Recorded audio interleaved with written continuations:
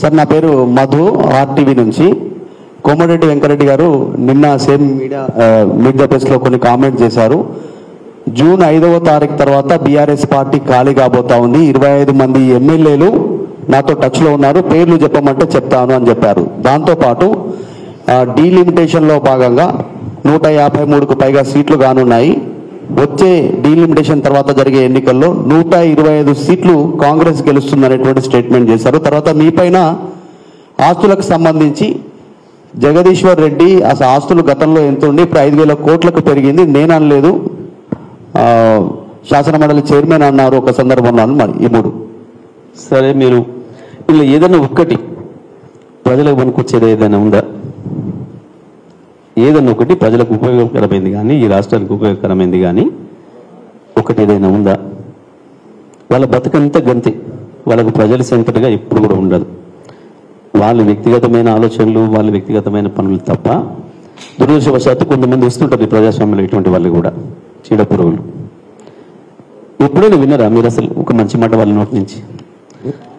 మీకు హైదరాబాద్లో కొంత ఏమన్నా తెలియక మోసపోతారేమో మిత్రులు, కానీ మీ మా జిల్లాలో ఎక్కడైనా చెప్తారు వాళ్ళ మాటలకు ఉండే నిలువైందనేది. ఎప్పుడు కూడా ఒకరోజు ఈ పూట మాట్లాడిన మాట ఇంకో పూట మాట్లాడారు. మరి అదే నోటితోని వాళ్ళు రేవంత్ రెడ్డి గురించి మాట్లాడిన మాట, ఉత్తమ్ కుమార్ రెడ్డి గురించి మాట్లాడిన మాట, ఇప్పుడు ఆయన జత కలుపుకుంటున్న సుఖేంద్ర రెడ్డి గారి గురించి ఆయన మాట్లాడిన మాట, వారి అభిప్రాయాలు ఒకసారి తీసి చూడండి. పనికి మళ్ళీ చెత్త మాటలు చెత్తవాగుడు తప్ప ప్రజలకు ఉపయోగపడేవి, ప్రజా ఉపయోగకరమైన మాటలు ఎప్పుడు కూడా వాళ్ళు ఇచ్చి రావు. వాళ్ళకి ఆలోచనలు కూడా ఉండవు ఎప్పుడు కూడా. చెత్త మాటలు, వాళ్ళ మాటలు పెద్ద పట్టించుకోం మేము జిల్లాలో.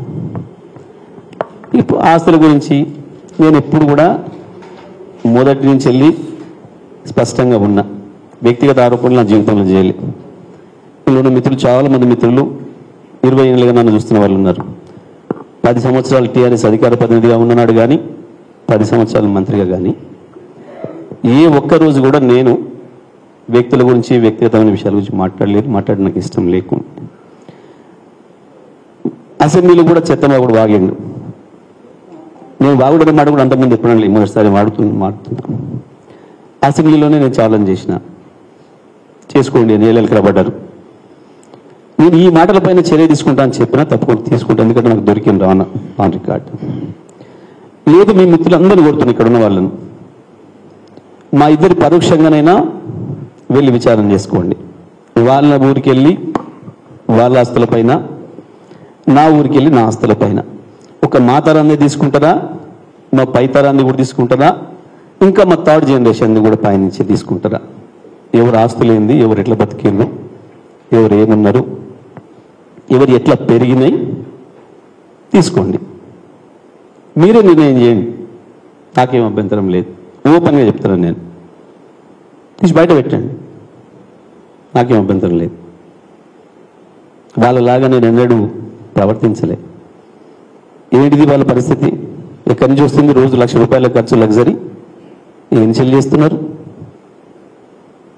నేను ఎట్లా ఉంటున్నా, వాళ్ళు ఎట్లా ఉంటున్నారు? ఎక్కడి నుంచి? పర్టికులర్గా ఈ వెంకరెడ్డి అంటోడు పరాన్నజీవి. నేను మొదటిసారి చెప్తున్నా, పరాన్నజీవి. ఆయన జీవితంలో ఇంతవరకు తన దిగడానికి తిండికి ₹1 సొంతంగా కష్టపడి సంపాదించినాడు కాడు. అన్నదమ్ముల మీద బతికినాడు. ఎట్లా పెడుతున్నాడు తీయండి.